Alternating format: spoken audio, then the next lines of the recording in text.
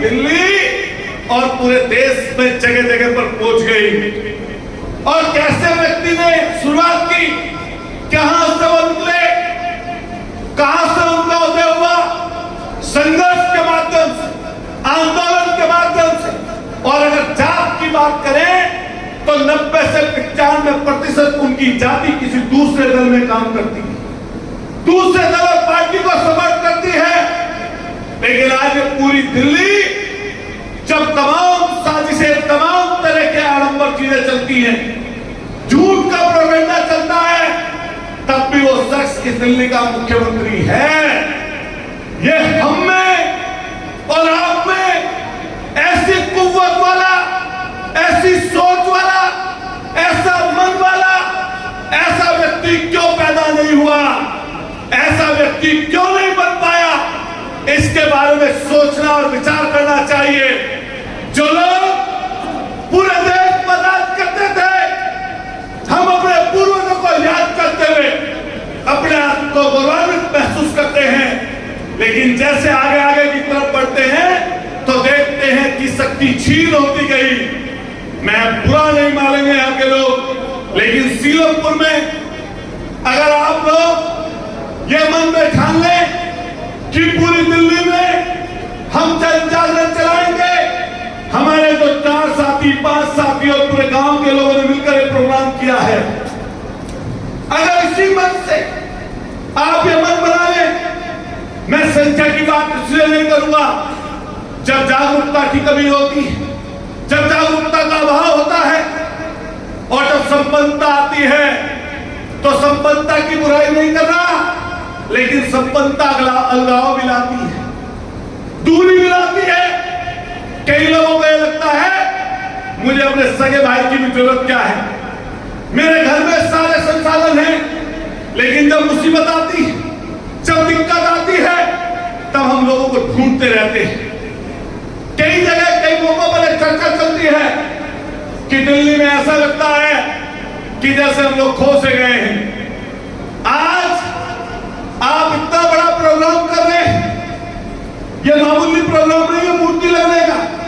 हम लोग केरल में गए, अभी तमाम साथी मैं तो सहारनपुर पहुंच नहीं पाया, लेकिन लाखों की संख्या में वहां पर इकट्ठा हुए। अभी एक जन जागृति चल रही है, लेकिन कहीं पर भी मूर्ति की स्थापना करने के लिए कोई प्रयास करता है तो सरकारी अड़ंगा और जात के नाम पर कई दुश्मन खड़े हो जाते हैं। क्या बात सच्चाई की है या नहीं? क्या केरल में यह हुआ या नहीं हुआ? और हमने हर मंच से बात कही कि हम किसी जात के विरोधी नहीं है और कोई भी बेहतर सोच वाला व्यक्ति किसी जात का विरोधी नहीं हो सकता, लेकिन जिस जात में पैदा होता है, पलता है, बढ़ता है, रिश्तेदारी है, नातेदारी है, तो निश्चित रूप से उससे लगा होना लाजमी है। हम लोग विधायक के रूप में हैं, लेकिन ये बात दावे के साथ कह सकते हैं और गर्व के साथ कह सकते हैं कि जिस जात में पैदा हुए हैं, पले हैं, बड़े हैं, उसको संस्कार लेना, उससे संस्कार लेना और उसको संस्कार देने का काम हमें करना चाहिए। और अगर हम ऐसा नहीं कर पाते तो निश्चित रूप से हम धोखा करते हैं अपने साथ। लेकिन जब विधायक के रूप में हैं तो अन्य जातियां, चाहे वो किसी भी जाति का व्यक्ति हो, किसी भी वर्ग का व्यक्ति हो, किसी भी पंथ को मानने वाला हो, किसी भी धर्म को मानने वाला हो, तो हमारी जिम्मेदारी सबसे बनती है। लेकिन जब जब मौका आएगा हम लोग कोशिश करेंगे, हमारा प्रयास यह होगा कि लोगों को इकट्ठा किया जाए। लेकिन इकट्ठा करने के लिए जो हमारे नौजवान साथी यहाँ पर बैठे हैं, जिनके पास बड़े बड़े मोबाइल हैं, कई लोग लगातार सोशल मीडिया पर सक्रिय हैं, लेकिन कभी कभी जब मौका आता है इकट्ठे होने का तो हम इकट्ठे उतनी संख्या में नहीं हो पाते। इसका कारण क्या जानते हैं? इसका कारण है जागरूकता का अभाव। और कई बार ये लगता है कि ये व्यक्ति प्रसिद्धि पालेगा तो मैं वहां पर क्यों जाऊं। लेकिन ये ध्यान रखना, जो लोग संपन्नता के बाद इकट्ठा रहते हैं वो ताकतवर नहीं, वो महाशक्तिशाली बन जाते हैं, महाताकतवर बन जाते हैं।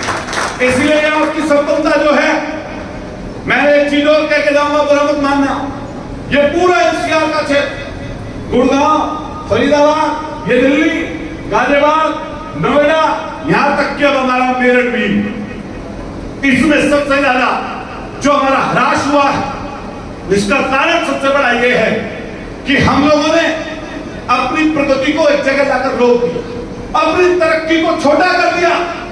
और कोई बड़े लोग कहते थे बात कि भूखा शेर लंबी छलांग लगाता है और जिसका पेट भरा हुआ होता है वो आराम से सोता रहता है।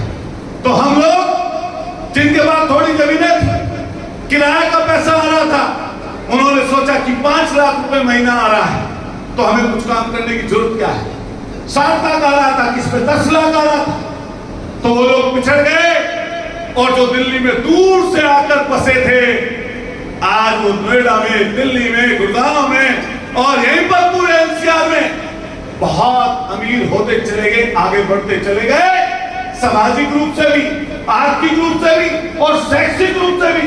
और ये सब लोगों को हमें समझना चाहिए। प्रोफेसर साहब इसकी अहमियत समझ सकते हैं और जो बड़े बुजुर्ग बैठे हैं वो भी इसकी अहमियत समझ सकते हैं कि कोई समाज अगर आर्थिक संपन्नता पाले तो उसकी संपन्नता संपूर्ण नहीं मानी जा सकती जब तक कोई समाज शैक्षिक रूप से संपन्न ना हो, जब तक सामाजिक रूप से संपन्न ना हो और जब तक आर्थिक रूप से संपन्नता ना आए।